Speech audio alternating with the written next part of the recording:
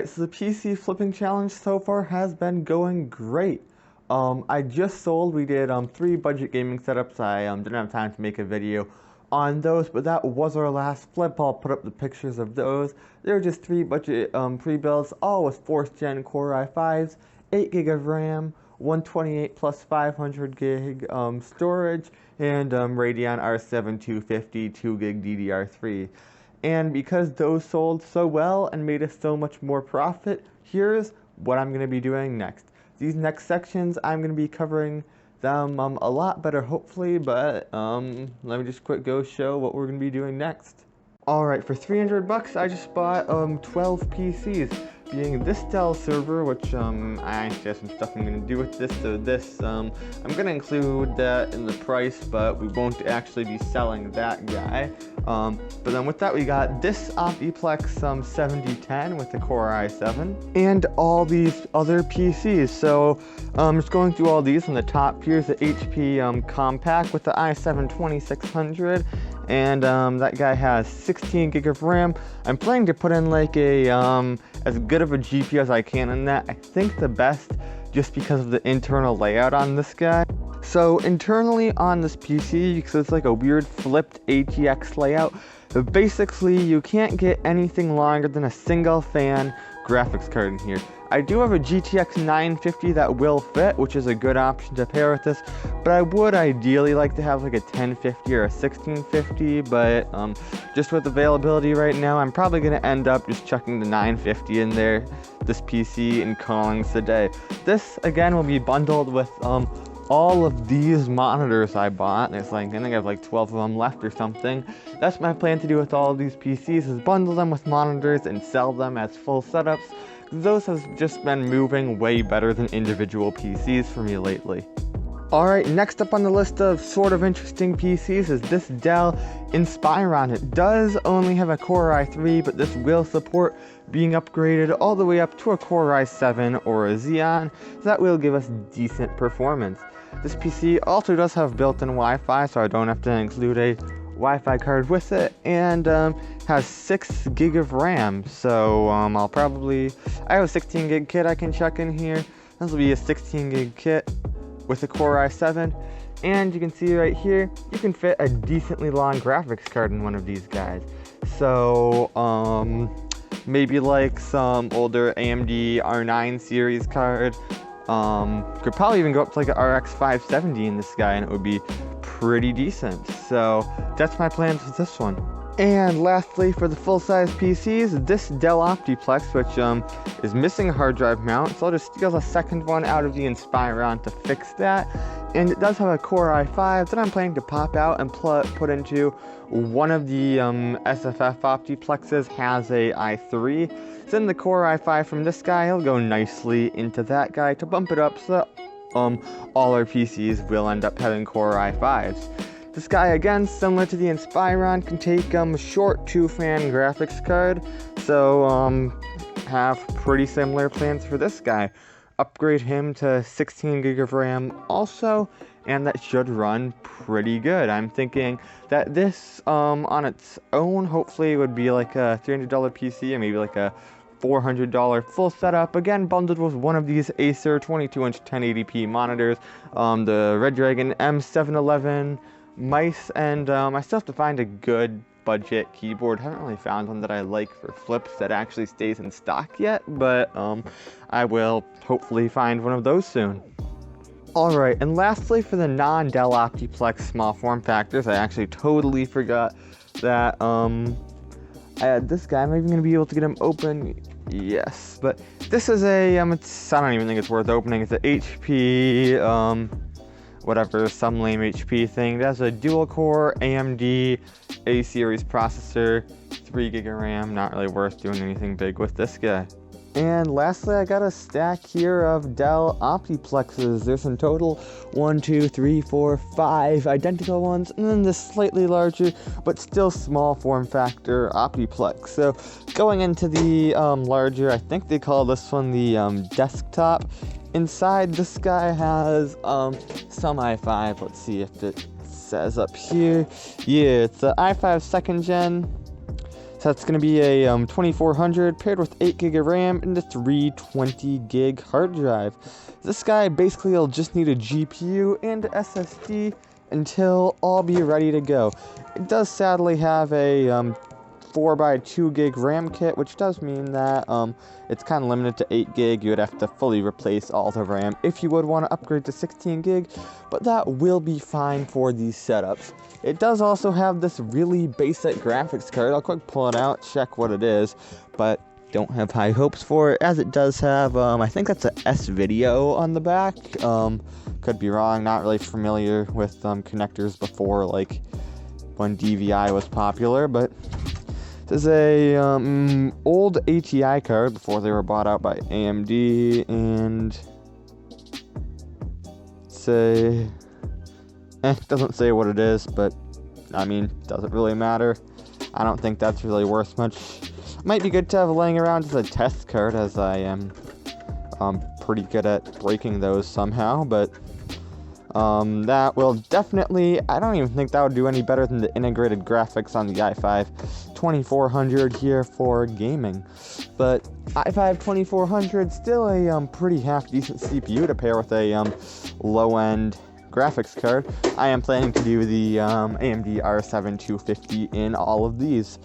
Now, just to open up one of these Optiplexes, they're all the same internal layout. They're the the smallest one that's still upgradable, has standard full PCIe slots, but these come with a mix all the way from 2nd gen i5s to 4th gen i5s, and they all have 6 or 8 gig of RAM.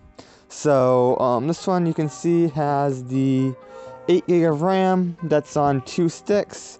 A 7020, I mean the 7010/7020 and the 9010/9020 do have 4 RAM slots that you can access here by pulling off the front panel, pulling the disk drive, and then pulling up this thing right here. You can see in here we do have this small laptop hard drive that should be fine as a secondary drive. It is 7200 RPM. There you can see our 2 RAM slots, but definitely the laptop hard drives are way slower than the desktop one, so we definitely would not want to be booting off of that guy, whereas the equivalent like desktop hard drive would be fine for the most part to boot off of. But I mean, as just a games drive, this will be fine, and with the price that these PCs are at, I don't really think it's worth swapping out the drives. Then it's all put back together. One of the things with these systems is the GPU is kind of limited to a PCIe 4X slot, just because I do have to check it into that top slot for the temps to actually be okay. Those half-height single slot AMD cards do run actually decently hot, so you have to make sure they have okay airflow, but they run fine, and most of them are actually only 4x PCIe, so that shouldn't even be doing as much of a bottleneck. Alright, just going through the rest of the Optiplexes, we got next up a Optiplex 790 with, again, a 2nd gen i5, 8 gig of RAM, and a 320 gig hard drive. And next up, got a Optiplex 9010 here with a 3rd gen i3, 8 gig of RAM, and a 500 gig hard drive again. And then on the next guy, i5 4th gen, 8 gig of RAM, and a terabyte hard drive. I'll probably pull that out, replace it with a 500 gig, and either chuck like the terabyte in one of the full-size systems that will have a more powerful GPU, or save it for another build. But I'm definitely not going to be selling one of these systems with a 1 terabyte. And on to the last one, you got here an Optiplex 7010 with that i3 3rd gen, 6 gig of RAM, and a 500 gig hard drive. So we do have 2 i3s that we have to replace, I believe. Let me just quick make sure. Is that the only one, or? Well, I feel like there were 2 i3s, but I can't find the other one. But, we'll either have to get 1 or 2 i3s. I mean, 1 or 2 more i5s. There's that one from the,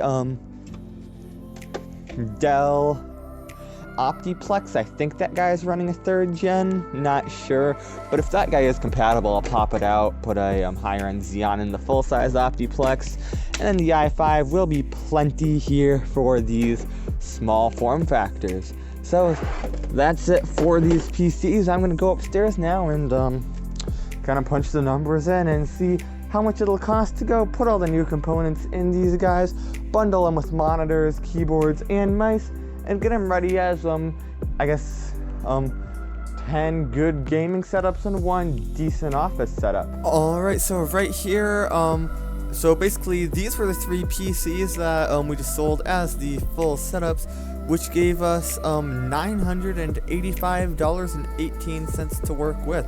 So the first thing is 12 PCs, 11 of which I'm actually going to be selling.